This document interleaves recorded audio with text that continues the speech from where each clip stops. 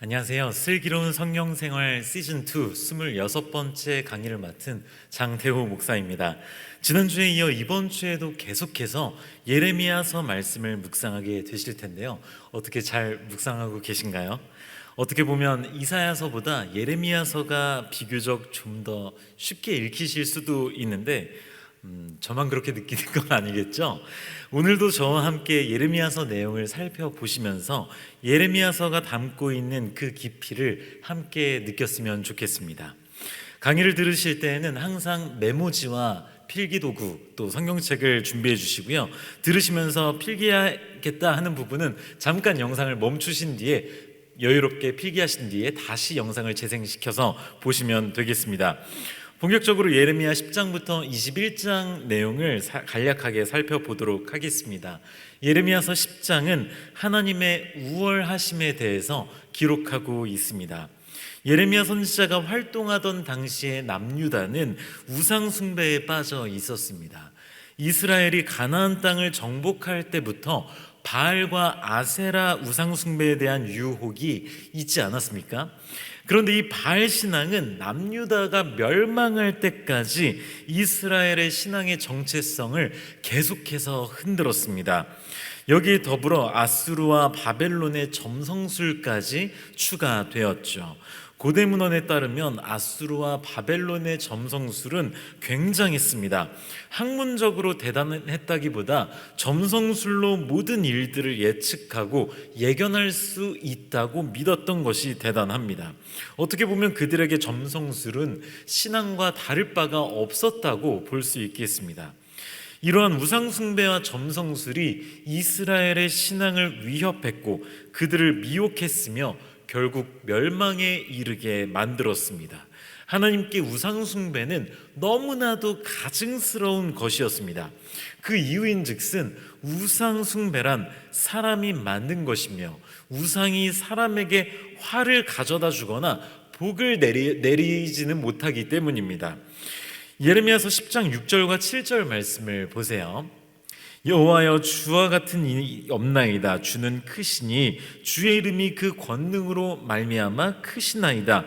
이방 사람들의 왕이시여, 주를 경외하지 아니할 자가 누구리이까? 이는 주께 당연한 일이라.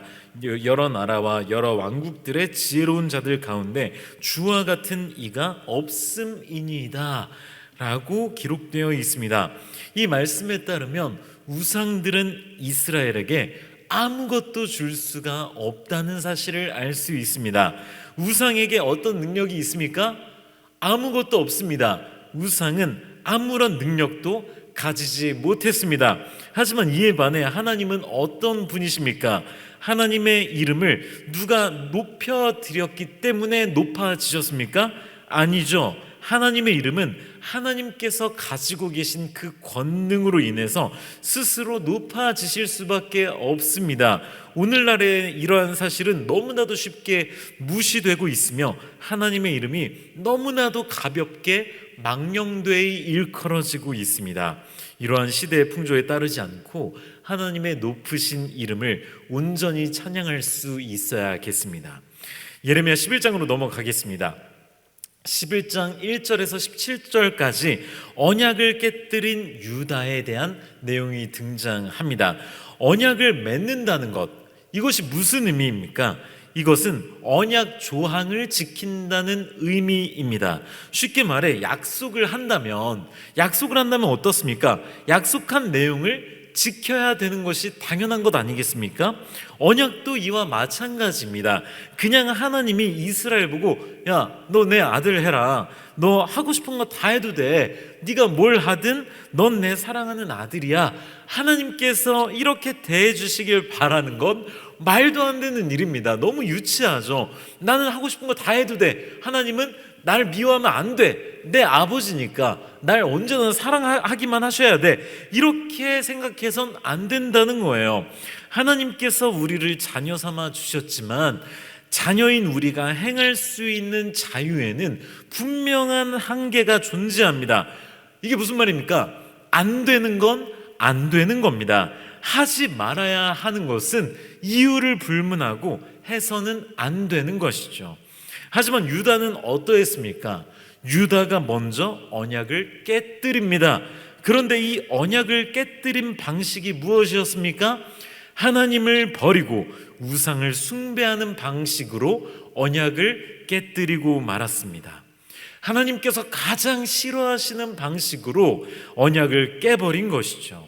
그 결과 어떻게 됩니까? 예레미야 11장 11절과 12절 말씀을 보세요. 그러므로 나 여호와가 이와 같이 말하노라. 보라, 내가 재앙을 그들에게 내리리니 그들이 피할 수 없을 것이라.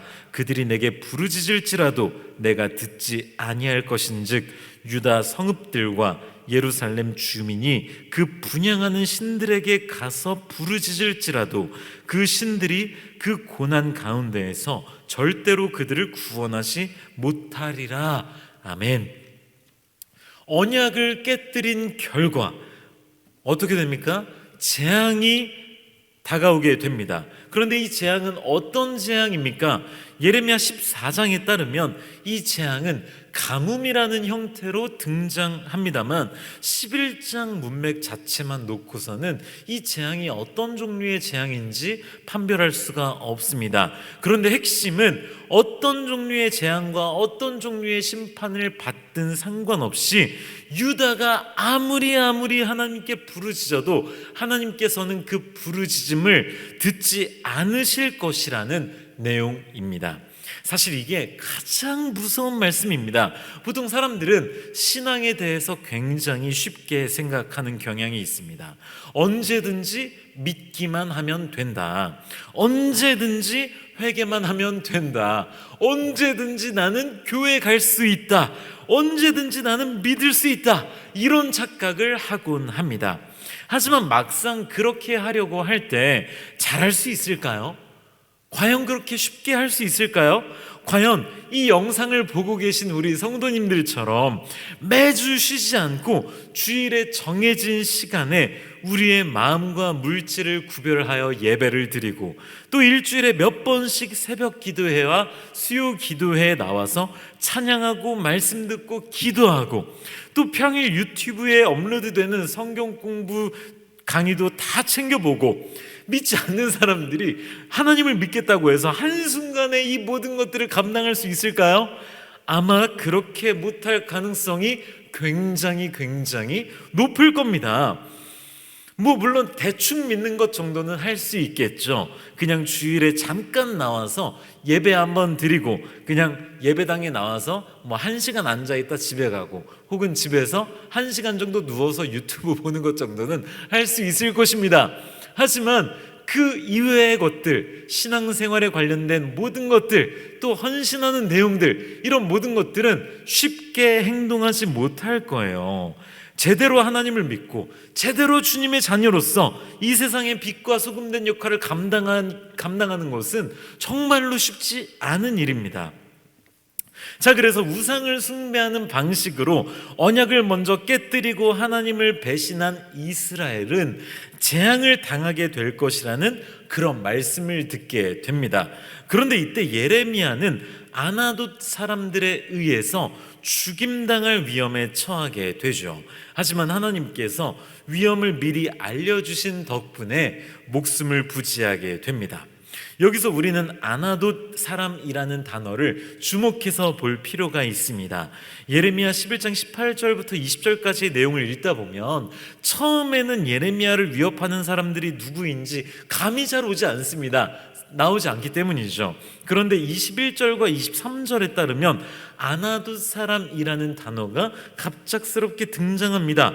여기서 이 아나돗 사람이라는 말은 무엇을 가리키는 걸까요? 아나돗은 예레미야 선지자의 고향 마을입니다. 예레미야서 1장 1절 말씀 보세요. 베냐민 땅 아나돗의 제사장들 중 힐기야의 아들 예레미야의 말이라 라고 기록되어 있죠. 베냐민 땅 아나돗이라는 지역은 예레미야 선지자의 고향 마을입니다. 아나돗은 예레미야의 가족들과 동료 제사장들로 가득한 곳이죠. 그런데 이 아나도 사람들이 예레미야를 죽이려고 했던 것입니다. 다른 사람들도 아니고 가족들, 자기 동료 제사장들에 의해서 죽을 수도 있다는 것, 이것이 얼마나 예레미야를 비참하게 만들고 슬픔에 빠지게 만들었을까요? 예레미야는 이런 어려운 상황에 대해서 원통을 터뜨리고 탄식합니다.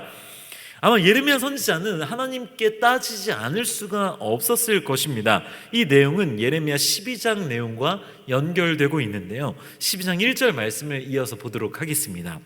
악한 자의 길이 형통하며 반역한 자가 다 평안함은 무슨 까닭이니까?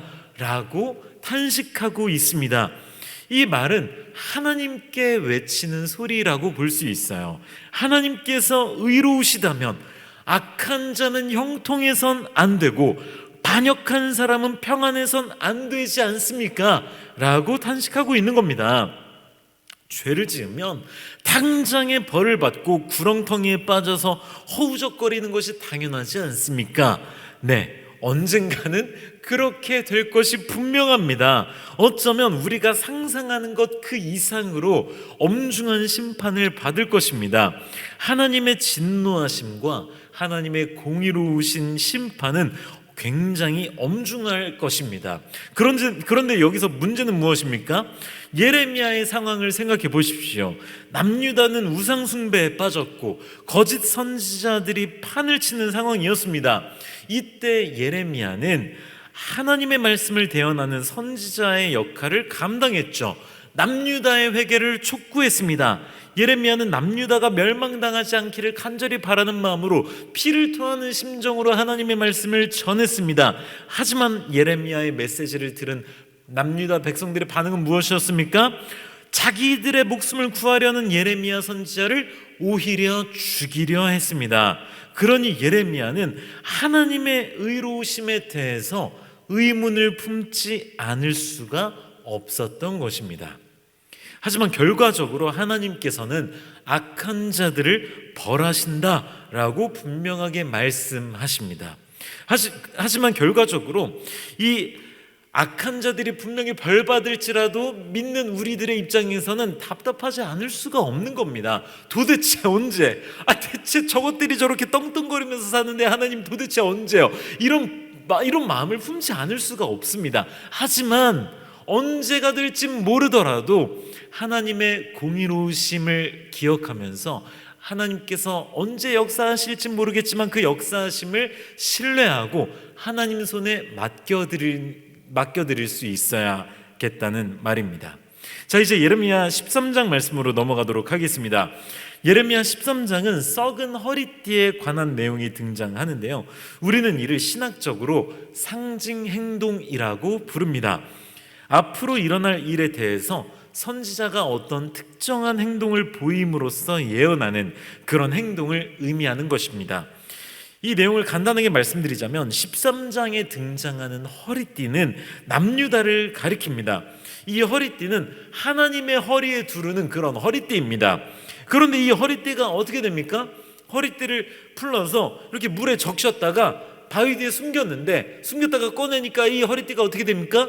썩어 문드러집니다. 그럼 이 썩은 허리띠를 누가 사용하겠습니까? 하나님께서 사용하실까요? 사용하지 않죠. 남유다가 이와 같이 썩게 되고 버림받게 된다는 것을 상징하는 것이 바로 이 썩은 허리띠 상징 행동인 것입니다. 이 내용은 천천히 보시면 잘 이해하실 수 있을 것입니다. 바로 14장 내용으로 넘어가겠습니다. 14장에서는 가뭄에 대한 내용이 등장하는데요, 남유다가 가뭄이라는 재앙을 당하게 될 것이다 라는 말씀이죠. 오늘날에도 가뭄은 농경사회에 굉장히 위험하고 치명적인 재앙 중 하나입니다. 물론 과거에 비해서 어느 정도 대비책이 마련되어 있습니다만 심각한 가뭄에는 장사가 없습니다. 아무리 물탱크에 물을 많이 저장한다고 하더라도, 아무리 어디서 물을 끌어와서 해결한다 하더라도 극심한 가뭄에는 장사가 없습니다. 당해낼 재간이 없죠. 오늘날에도 완벽하게 대처할 방안이 없는데 하물며 예레미야 선지자 시대 때는 어떻게 했습니까? 아무리 부유한 사람이라고 하더라도 가뭄 앞에서는 그들이 가진 부와 명예와 권력은 쓸모없는 것들에 불과합니다. 그러니 이 가뭄 재앙 앞에서는 그저 하나님 앞에 바짝 엎드리고 가슴을 찢고 죄를 덮어쓰고 진심 어린 회개를 할 수밖에 없다는 것입니다. 그렇게 해서 용서를 받고 살게 되면 다행이죠. 그런데 예레미야서 14장의 분위기는 어떻습니까? 최악의 상황인데 거짓 선지자들이 등장해서 이상한 소리를 해대고 있습니다. 어떤 말을 합니까? 예레미야 14장 13절 말씀을 보십시오. 선지자들이 그들에게 이르기를 너희가 칼을 보지 아니하겠고 기근은 너희에게 이르지 아니할 것이라 내가 이곳에서 너희에게 확실한 평강을 주리라 하나이다. 뭐라고요? 거짓 선지자, 거짓 예언자들이 무슨 말을 했다는 것입니까? 칼과 기근이 이 땅에 이르지 않을 것이다. 하나님께서 너희에게 확실한 평강을 주실 것이다 라는 말도 안 되는 소리를 해대는 것입니다. 그것도 아무렇지도 않게 하나님의 이름으로 그런 말씀을 예언하면서 다녔다는 것입니다. 이런 총체적 난국의 결과가 무엇입니까? 16절 말씀 보십시오. 그들의 예언을 받은 백성은 기근과 칼로 말미암아 예루살렘 거리에 던짐을 당할 것인즉 그들을 장사할 자가 없을 것이요 그들의 아내와 아들과 딸이 그렇게 되리니 이는 내가 그들의 악을 그 위에 부음이니라. 아멘. 거짓 선지자들이 먼저 무엇이라고 예언했습니까? 칼과 기근? 야, 그딴 거 안 와. 하나님께서 너에게 확실한 평강을 주실 거야. 믿어. 믿으라고. 이런 말을 했는데 현실은 어떻습니까? 거짓 선지자들이 그런 말을 아무리 한다고 하더라도 백성들이 그 거짓된 메시지를 듣고 아멘 확실한 평강이 있겠거니 이렇게 믿는다고 하더라도 현실은 무엇이라고요?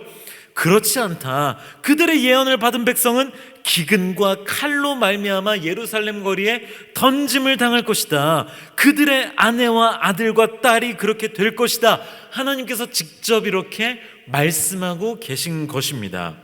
이어서 15장 내용을 연결해서 보면 상황은 점점 더 심각해집니다. 15장 1절 말씀 보세요. 여호와께서 내게 이르시되 모세와 사무엘이 내 앞에 섰다 할지라도 내 마음은 이 백성을 향할 수 없나니 그들을 내 앞에서 쫓아내보내라. 참 심각한 말씀이죠. 모세와 사무엘, 구약 성경을 대표하는 이 위대한 인물들, 이 백성들을 위해서 중보했던 이 리더들이 대신해서 중보를 할지라도 어떻게 된다는 겁니까? 하나님의 마음을 돌이킬 수 없다는 것입니다. 모세와 사무엘, 이 두 사람이 와서 하나님께 중보 기도를 하는데 그럼에도 불구하고 안 된다? 그럼 말 다 한 겁니다. 말 다 한 거예요. 이건 완전히 답이 없는 상황이라고 볼 수 있는 겁니다. 모세와 사무엘보다 더 영적으로 뛰어난 리더가 누가 있을까요? 모세와 사무엘보다 훨씬 더 훌륭한 지도자가 있었나요? 영적인 지도자가? 없었죠. 그런데 모세와 사무엘 안 돼 라고 말씀하셨으면 끝난 겁니다. 자, 그래서 14장에서는 기근에 대한 말씀이 나와 있지만 15장에서는 4가지의 구체적인 처벌이 등장하게 됩니다. 여기서 이 4가지 처벌이 무엇인가 하면 전쟁과 기근과 포로 생활과 죽음입니다. 이 4가지의 처벌은 하나님께서 남유다를 향해서 단순하게 너 그러지 마, 너 그러다가 혼난다, 너 그러면 죽는다 이렇게 협박하시기 위한 용도가 아니었습니다. 실제로 이 4가지의 처벌은 므낫세 왕이 통치하던 시대에 결정되고 맙니다. 열왕기하 21장 13절 말씀 보세요. 내가 사마리아를 잰 줄과 아합의 집을 다림보던 추를 예루살렘에 베풀고 또 사람이 그릇을 씻어 엎음같이 예루살렘을 씻어버릴지라. 아멘. 사람이 접시를 닦아서 엎어놓은 것처럼 뭐라고요? 사람이 접시를 깨끗이 닦아서 엎어놓은 것처럼 예루살렘을 완전히 씻어버리시겠다는 말씀을 하시면서 이 네 가지의 처벌이 확정되는 것입니다. 너무나도 무서운 말씀이죠. 처음에는 그냥 뭐야, 네 가지의 구체적인 처벌, 전쟁, 기근, 포로 생활, 죽음, 뭐야 이거 그냥 단순 협박 아니야? 이거 그냥 으름장 아니야? 이거 그냥 우리 그러지 말라고 혼내려고 그냥 이렇게 말씀하시는 거 아니야? 이렇게 생각할 수도 있지만 현실은 뭐라고요?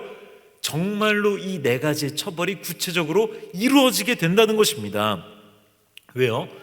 남유다를 그릇을 씻어서 엎어놓는 것처럼 완전히 쓸어버릴 것이라고 하나님께서 말씀하셨기 때문입니다. 자, 이제 예레미야 16장으로 넘어가도록 하겠습니다. 16장에서 하나님께서는 예레미야에게 무엇 하지 말라 라는 금지 명령을 내리십니다. 어떤 금지 명령입니까? 결혼도 하지 말고 애국도 하지 말고 잔치도 하지 말라라는 말씀을 하십니다. 그 이유가 무엇입니까? 하나님의 엄중한 심판이 다가오고 있기 때문입니다. 하나님의 엄중한 심판이 다가오는데 곧 있으면 바벨론 군대가 들이닥쳐서 모든 사람을 잡아가고 다 불태우고 나라가 멸망하는 어마어마한 일이 일어나게 되는데, 그런 심판이 다가오는 상황 가운데 결혼한다, 아이를 낳는다, 애국한다, 잔치를 벌인다, 모두 다 적합하지 않다는 것입니다. 정작 죄를 지은 사람은 왜 그렇게 해야 하는지 이해를 못합니다. 그런데 오히려 성별된 선지자가 이렇게 행동하는 겁니다. 예레미야 선지자는 죄짓지 않았습니다. 예레미야 선지자는 성별되고 구별된 선지자였습니다. 그런 예레미야 선지자가 결혼도 못하고 아이도 못 낳고 잔치도 못하고 아무것도 못합니다. 예레미야 선지자는 누려도 될 만한 사람이었습니다. 하지만 상징 행동으로서 먼저 그렇게 하지 않는 것입니다. 왜요? 해봐야 아무 소용 없기 때문입니다. 이어서 예레미야 17장 내용 살펴보겠습니다. 예레미야 17장은 유다의 지을 수 없는 죄와 그들이 받을 벌, 그리고 예레미야 선지자의 간구가 기록되어 있습니다. 크게 어렵지 않은 내용이니 천천히 읽으시면서 묵상하시면 잘 이해되실 것이라 생각됩니다. 18장으로 넘어가겠습니다. 예레미야 18장은 예레미야가 토기장이 집에 방문한 내용을 담고 있습니다. 토기장이가 그릇을 만드는데 그릇이 마음대로 만들어지지 않으면 어떡합니까? 어떡하죠? 다시 만들면 되죠. 아니, 토기장이가 그릇 하나 잘못 만들었다고 망했네, 망했어 이러겠습니까? 절대 그렇지 않죠. 그냥 다시 만들어 해버리면 되는 거 아니겠습니까? 하나님께서도 이스라엘을 이와 같은 방식으로 하실 수도 있다는 것입니다. 물론 하나님께서는 정말 사랑과 자비가 충만하신 분이시기 때문에 아무리 죄를 지어도 끝까지 이스라엘을 포기하지 않으셨습니다. 결국 예수 그리스도를 통해서 하나님과 인간 사이의 화평의 통로를 마련해 주시고 사람을 구속해 주시고 대속해 주십니다. 하지만 하나님께서는 토기장이처럼 하나님의 뜻대로 완전히 그냥 하나님의 뜻대로 유기해 버리실 수도 있으신 분이라는 것입니다. 하나님께서 난 너 아니면 안 돼.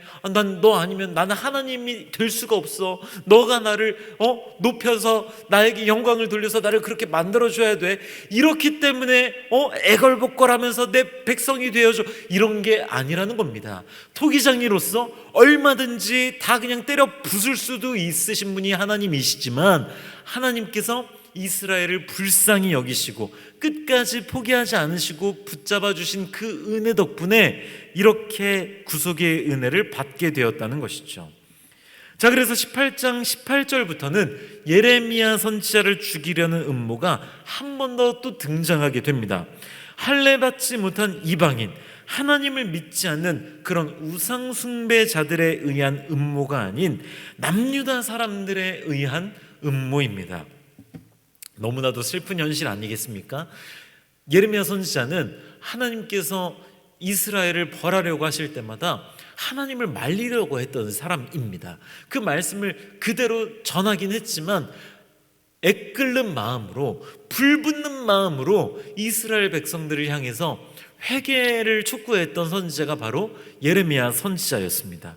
그런데 예레미야 선지자는 남유다 백성들에 의해서 죽임을 당할 뻔한 위기를 두 번째나 맞이하게 된 것입니다. 그렇기 때문에 이 남유다 백성들이 하나님께 더더욱 심판받지 않을 수가 없었던 것이었겠죠. 이어서 19장 내용을 살펴보도록 하겠습니다. 18장에서 예레미야가 토기장의 집을 방문한 내용이 등장하고 19장에서는 토기장의 옹기를 사는 내용이 등장합니다. 뭔가 비슷한 내용인 것 같죠? 뭔가 토기장이 이러니까 연결되는 느낌적인 느낌이 듭니다. 연대기적으로 매끄럽게 연결되는 그런 내용처럼 느껴지지만 꼭 그렇다고 볼 수는 없습니다. 공통적인 주제 때문에 그런 느낌을 받으실 수 있겠습니다만 18장과 19장이 연속적으로 자연스럽게 연결된다, 역사적으로 바로바로 그냥 연결되는 거다, 이렇게 볼 수는 없어요. 그러니까 그렇게 오해하시지 마시길 바랍니다.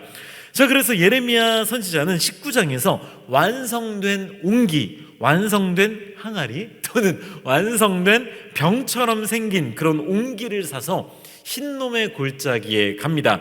예레미야가 구입한 옹기는 예언적인 상징 행동을 하기 위한 그런 물건이에요.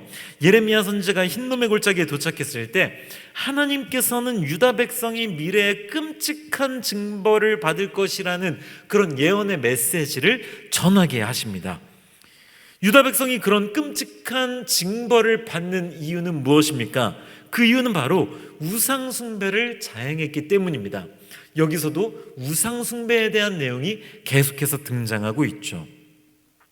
그런데 여기서 예레미야 선지자가 말씀을 선포하는 장소인 흰놈의 골짜기는 어떤 장소입니까? 구약 성경을 많이 읽어보신 우리 성도님들의 경우에는 딱 바로 이해가 되실 겁니다. 우리 슬기로운 성경 생활에서도 흰놈의 골짜기에 대한 이야기가 몇 번 나온 적이 있었죠. 이 흰놈의 골짜기는 역사적으로 이스라엘이 우상에게 인신제사를 빈번하게 바쳤던 그런 불결한 장소, 불경건한 장소였습니다. 자, 그런데 하나님께서는 이 흰놈의 골짜기의 이름을 바꾸십니다. 무엇으로 바꾸십니까? 6절 말씀을 보세요. 그러므로 보라, 다시는 이곳을 도벳이나 흰놈의 아들의 골짜기라 부르지 아니하고 뭐라고 바꾼다고요? 오직 죽임의 골짜기라 부르는 날이 이를 것이라 여호와의 말이니라. 아멘. 흰놈의 아들의 골짜기라는 이름이 무엇으로 바뀐다고요? 죽임의 골짜기라고 바뀐다는 것입니다. 이 말은 자녀들을 인신제사로 바치던 장소가 어떻게 바뀐다고요? 인신제물로 바치던 자녀들만 죽임당하는 것이 아니라 유다의 불경건한 백성들이 이곳에서 다 죽게 된다는 그런 무시무시한 말씀인 것입니다. 이러한 불경건한 백성들은 이 흰놈의 골짜기에서 죽게 되는데 이들은 전쟁으로 죽임당하게 됩니다. 전쟁으로 죽임당하는 것이 어떤 죽임일까요? 저는 사실 전쟁을 경험한 세대는 아닙니다. 좀 연세 있으신 우리 권사님들의 경우에는 6.25 전쟁을 다 경험하셨죠.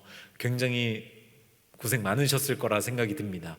전쟁을 경험한 세대는 전쟁이 얼마나 끔찍하고 무서운지 알기 때문에 더욱더 치열하게 살아오셨을 것이라 생각이 듭니다. 그런데 이제 전쟁을 체험하지 못한 세대는 전쟁의 두려움을 모르기 때문에 이런 전쟁과 관련된 말씀이 나오면 얼마나 무서운 건지 체감을 잘 못하기도 합니다. 그런데 우리 권사님들이나 장로님들이나 연세가 좀 있으신 우리 집사님들의 경우에는 이 말씀을 보시면 아마 체감이 잘 되실 것이라 생각됩니다. 전쟁을 체험해서 전쟁이 일어나서 전쟁 가운데 죽임을 당하게 될 경우에 어떻게 됩니까? 장례식을 온전히 치를 수가 있나요? 장례식 때 장례식을 치르지 못하죠. 전쟁에서 죽으면 그냥 그 전쟁터에서 그냥 태워버립니다. 그런 경우가 비일비재합니다. 전쟁터에서 시체 썩은 냄새가 진동하고 그런 일들이 비일비재하지 않았습니까? 그런 시신들이 전쟁터에서 그대로 노출되어서 태워버리거나 새나 맹수들이 그런 썩은 시체를 먹는 일들이 고대 전쟁에는 흔했다고 합니다. 다시 말해서 이런 끔찍한 전쟁은 무엇을 드러냅니까? 결과적으로는 하나님께서 자신이 지은 피조물들, 즉 하늘과 땅의 모든 동물들을 사용하셔서 심판을 하게 되신다는 말씀으로 볼 수 있다는 것입니다.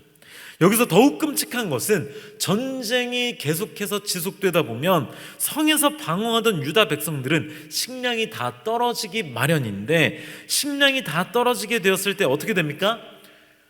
먹을 것이 없으니 자기 자녀들을 잡아먹는 일이 일어나게 된다는 것이죠. 여기서 이 대목에서 예레미야 선지자는 본인이 그 토기장이에게서 사온 옹기를 깨뜨립니다. 예레미야의 이러한 상징 행동은 앞으로 어떤 일이 일어날지를 예고하는 것이죠. 남유다가 하나님의 심판을 통해서 완전히 산산조각 나게 될 것을 상징적으로 행동함으로써 예고하고 있는 것이라 볼 수 있겠습니다. 자, 이제 예레미야 20장으로 넘어가겠습니다. 예레미야 20장에서는 예루살렘 성전 총감독인 바스울이 등장하는데요. 바스울은 예레미야가 앞서 예언한 이야기를 듣고 예레미야를 가두고 때립니다. 예레미야는 거짓 선지자가 아니었음에도 불구하고 제사장에 의해서 박해를 당합니다. 이건 역시 굉장한 아이러니죠. 하나님의 말씀을 듣고 그걸 있는 그대로 전했는데 제사장이 뭐야, 너 그거 맞아? 그거 맞아? 어디 헛소리를 하고 있어? 하고 잡아놓고 가두고 때리고 이런 일이 일어난다는 것입니다. 자, 그래서 예레미야 20장 말씀을 계속해서 보시면 하나님의 말씀은 바스울을 분명히 책망하고 있습니다. 그러면 누가 틀렸다는 겁니까?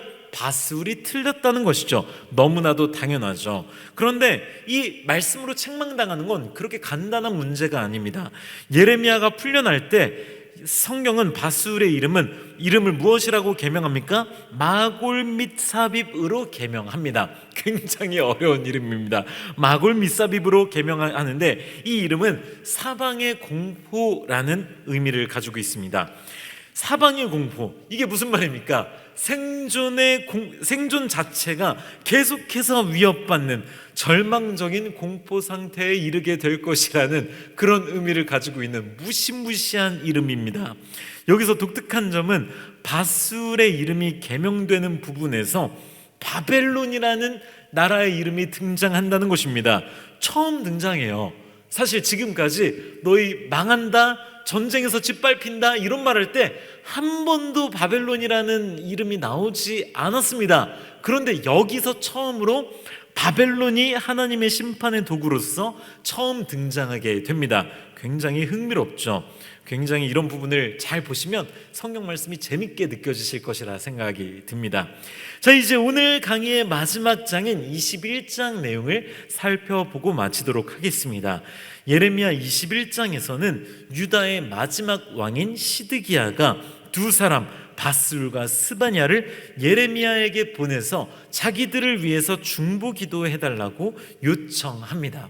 기도해달라는 요청만 놓고 보면 시드기야 왕이 그래도 깨어있구나, 시드기야 왕이 그래도 믿음이 있구나 이렇게 생각할 수 있지만 상황을 살펴보면 꼭 그렇지만은 않을 수 있다라는 사실을 알 수 있습니다. 4절 말씀 보세요.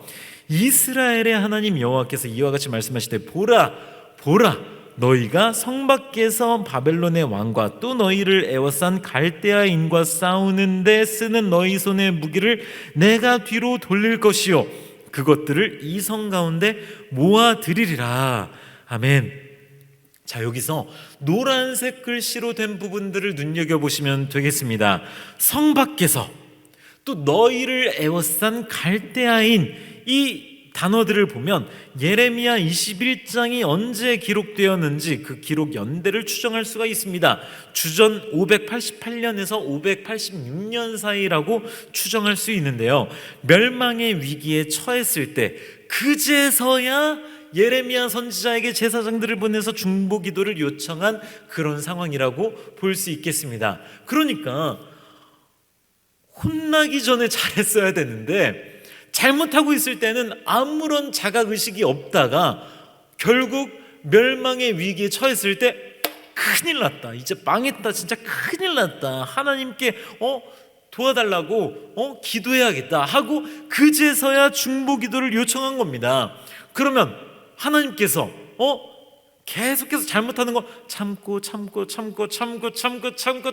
하다가 그 참다 못해 마지막으로 이제 너희 진짜 안 되겠다, 이제 끝, 심판이다 라고 했을 때, 그래서 바벨론 군대가 몰려온 것인데 그제서야 하나님 한 번만 살려주세요, 한 번만 살려주세요 이렇게 한다고 해서 어디에 하나님의 마음이 돌려지겠습니까? 그럴 수가 없죠. 이미 하나님의 마음은 떠나 있는 상태일 수밖에 없습니다. 시드기야 왕의 중보기도 요청은 너무나도 늦었다고 볼 수 있는 것이죠. 하나님의 뜻은 이미 정해졌습니다. 자, 그래서 시드기야는 예레미야 선지자에게 어떤 대답을 듣습니까? 하나님께서 구원하실 것이다, 이런 이야기를 기대했겠습니다만 예레미야 선지자는 바벨론이 승리할 것을 예언합니다. 머지않아 바벨론 군대가 성벽 안으로 들어올 것이다 라는 이야기를 합니다. 팩트만 놓고 보면 사실 예레미야 선지자가 이런 예언을 하지 않는다고 해도 누가 봐도 이런 예언은 할 수 있을 것 같습니다. 그렇지 않습니까? 그냥 대놓고 객관적으로 그냥 전력 차이가 너무 많이 나는데, 바벨론이랑 남유다랑 잽이 안 되는데, 상대가 안 되는데 당연히 바벨론이 이기는 거 아니겠습니까? 이렇게 생각할 수 있겠습니다만 영적으로 보면 어떻습니까? 바벨론과의 전쟁은 바벨론이 유다를 치는 것이 아니라 하나님께서 유다를 치시는 성스러운 전쟁입니다. 뭔가 젖과 꿀이 흐르는 땅, 가나안 땅을 정복할 때 그 이스라엘이 가나안 족속들을 진멸하던 그 성스러운 전쟁, 거룩한 전쟁, 그 거룩한 전쟁의 방향성이 이제는 반대로 이스라엘을 향하게 된 것입니다. 역으로 유다를 공격하는데 하나님의 능력이 사용되고 있는 것이죠. 그렇기 때문에 패배는 확실합니다. 전투를 지속하려는 사람은 필연적으로 죽을 수밖에 없습니다. 자, 그런데 여기에는 살아남을 수 있는 방법이 단 한 가지 있습니다. 그것은 바로 항복입니다. 항복. 바벨론에게 항복하면 목숨만은 부지할 수 있을 것입니다. 고국을 빼앗기고 목숨만 유지하는 것이 어떻게 보면 굉장히 비겁해 보일 수 있겠습니다만 남유다의 멸망은 하나님의 심판이기 때문에 바벨론에 항복하는 것은 그나마 남유다가 취할 수 있는 최선의 선택일 수밖에 없는 것이죠. 자, 이렇게 예레미야 10장에서 21장까지의 내용을 간략하게 살펴보았습니다. 사실 예언서 말씀은 읽기만 해도 기쁘고 힘이 나는 그런 말씀은 아닙니다. 어떻게 보면 예언서 말씀을 깊이 묵상하는 것은 심적으로 불편할 수도 있습니다. 저도 좀 예언서 말씀을 읽을 때마다 찔릴 때도 많고 좀 무섭기도 하고 그런 마음이 많이 들 때가 있습니다. 그런데 우리는 이 예언서 말씀을 깊이 있게 곱씹을 필요가 있습니다. 하나님께서 무엇을 가장 혐오하시는지, 또 하나님께서 우리에게 원하시는 것이 무엇인지를 예언서 말씀이 명료하게 알려주기 때문입니다. 오늘 살펴본 10장에서 21장까지의 내용은 굉장히 방대한 내용을 담고 있습니다. 물론 전체적인 주제는 통일되어 있지만 각 장마다 담고 있는 내용은 서로 다르게 느껴질 수 있기 때문에 차분하게 묵상하시기를 부탁드립니다. 예레미야서를 묵상하시면서 나와 하나님과의 관계는 어떠한지를 점검하시고, 또 내가 이 세상을 살아가면서 하나님보다 더 사랑하는 무언가가 있지는 않은지, 내 안에 우상 숭배하고 있는 것은 없는지 스스로 진지하게 돌아보시고 상고해 보시기를 부탁드리겠습니다. 만약 하나님과의 관계가 좋지 않은 것 같다, 그런 분은 과감하게 결단하시기를 바랍니다. 하나님의 마음을 하나님께서 그 하나님의 마음을 완전히 접어버리시기 전에, 완전히 닫아버리시기 전에 마음을 다해서 회개하고 주님과 온전히 동행하시기로 결단하시는 그런 복된 삶을 살아내시기를 주님의 이름으로 부탁드리겠습니다. 기도하고 마치겠습니다. 하나님 감사합니다. 예레미야서 말씀을 통해 하나님께서 어떤 분이신지, 우리가 무엇을 경계해야 하며 어떻게 살아가야 하는지를 알려주시니 감사를 드립니다. 기복주의적인 신앙생활에서 벗어나 하나님과의 인격적인 관계를 매일매일 돌아보며 주님과 온전히 동행하는 삶을 살아가길 원하오니 주여 우리 마음을 붙잡아 주시며 더욱더 주님을 사랑하고 이웃을 사랑하는 우리 모두가 되게 하여 주시옵소서. 부디 바라옵기는 세상에서 주님보다 더욱 사랑하는 무언가가 있지 않도록 우리 자신을 돌아보게 하시며 시간이 흐를수록 더욱더 성화의 삶을 살아내는 우리 모두가 되게 하여 주시옵소서. 송이꿀보다 달콤한 하나님의 말씀을 깨닫는 그런 복된 한 주가 되게 하여 주시옵소서. 감사드리며 예수 그리스도의 이름으로 기도드리옵나이다. 아멘.